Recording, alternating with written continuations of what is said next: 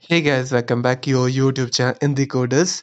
Today's video to how to install in your Android mobile VS Code editor in Android.